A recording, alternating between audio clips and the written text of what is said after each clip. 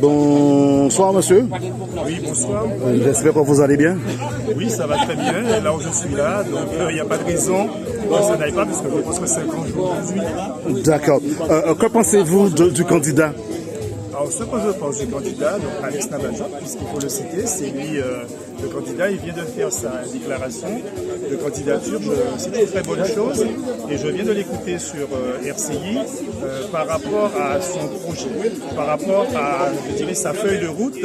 Donc il a quand même bien expliqué qu'il a une vision, qu'il pense s'occuper de la jeunesse, des personnes âgées, enfin on dira les grands thèmes qui nous occupent aujourd'hui dans notre pays de Guadeloupe et que par conséquent, je pense qu'au bout d'un moment, il ne faut pas avoir peur de se dire qu'on a besoin des hommes et des femmes comme Alex pour porter une impulsion, je dirais d'abord aux amis, mais peut-être aussi au niveau du pays.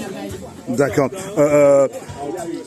Vis-à-vis la situation d'aujourd'hui qui est un peu critique, je dirais, sur les abîmes, pensez-vous qu'il pourra faire le mieux possible?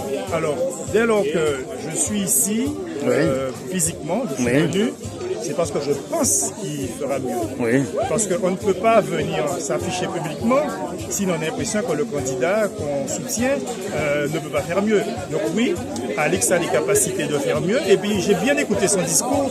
Il a toujours dit nous. Donc il a une équipe. Il a une équipe pour le conseiller.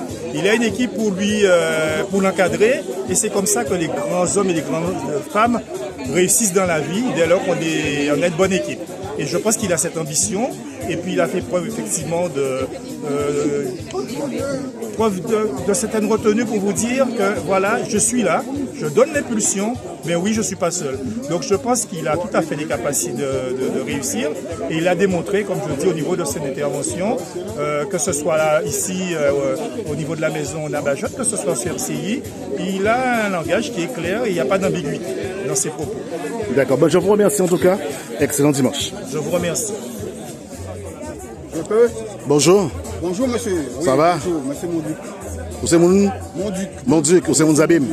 Je suis des Abîmes. D'accord. Que pensez-vous de la candidature de Alex Nabajot? Il est bien placé pour le faire. Oui. Il était temps, d'ailleurs, parce que c'est un gars qui est bien placé pour pouvoir nous mettre à l'honneur de notre Guadeloupe, de notre abîme, tu vois. C'est quelque chose.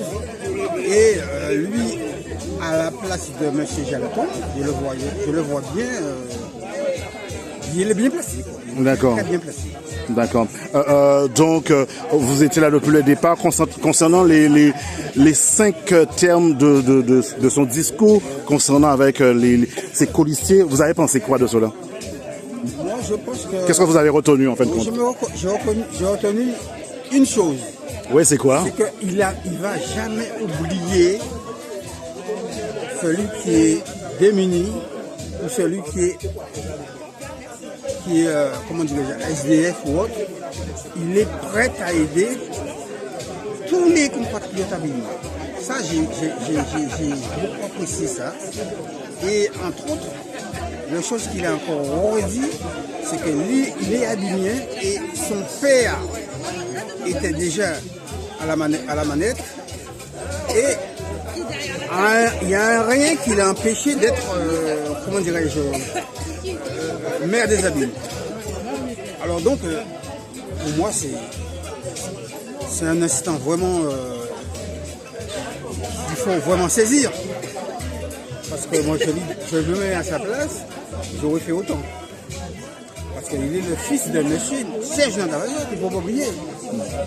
C'est le fils de M. Serge Nabajot. Et il est bien placé parce qu'il est quand même...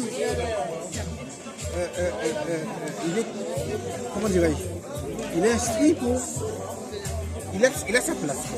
Il a sa place. Donc il faut qu'on lui donne sa chance. Et là, on n'a pas droit à l'erreur, il faut qu'on lui donne sa chance. C'est la chance qu'on doit lui donner. Absolument.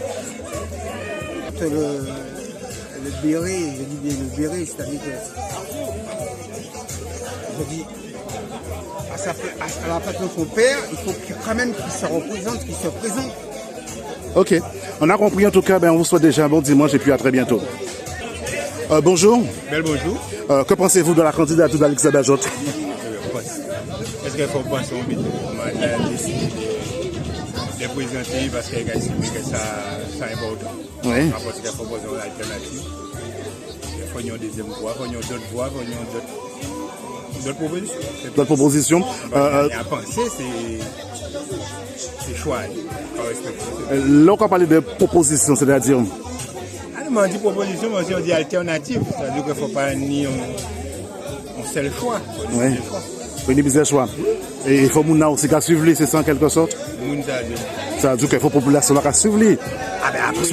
En fonction de projet, en fonction aussi de ça que nous attendre.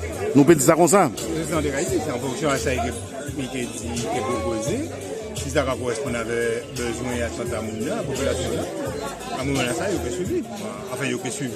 Il peut adhérer à ça qu'il a dit. Parce qu'il ne faut pas rester à la suivre. Parce que suivre, pour moi, c'est leur ramener les moutons à deux pâturage, c'est mouton la suivre. D'accord. Bien dit, en tout cas. Qui sont encore Zabim demain, dans le futur? Compagnie de voyance. Oui. On peut pas dire qu'ils sont encore Zabim. Peut-être sans attendre. Quand je dis qui sont encore Zabim, l'évolution des abîmes. Je dis jour après. Dans le futur, je dis jour après aussi également. Pourquoi pas? Si on peut dire un but, ça va faire moins la peine, c'est de voir que les abîmes basculer à de base, c'est dans un côté où là, c'était production, c'était agriculture, c'était souveraineté alimentaire, c'était tout le monde a tenu jardin ailleurs, enfin c'était canne, c'était matin, je regarde des voies que c'est béton, c'est l'entreprise, c'est pagnon, on met carré libre à ce territoire-là. Si on vient à faire la peine, c'est bien. D'accord. Que pensez-vous de l'état des routes? Les routes. Des abîmes, surtout vis-à-vis les tempéries passées vendredi. Mais ça va te dire, parce que moi-même, en ce bouquin, c'est Chazot? Non, on va arrêter Chazot, on va arrêter Perrin. Ouais. Et. Vous devez arrêter Chazot à un moment donné. Arrêter Chazot, oui. Oui, c'est ça, je me disais. On a arrêté Perrin depuis une trentaine d'années. Et. On peut dire. Moi, je ne vais pas dire rien en fait. On va laisser faire les choses. Ouais. Et. Avec l'hôpital là, il est là. Il est obligé de prendre les dispositions qui s'imposent parce que c'est vrai que ça compliqué de la pique à tomber. Et surtout qu'il est en région là, et surtout du comportement, c'est vraiment une catastrophe. Chaque fois il a pris, parce que quand elle l'a pas fait, parce qu'il n'a pas fait. C'est radio. C'est pas ça qui est responsable. Mais toujours est-il qu'il n'a pas fait. Donc,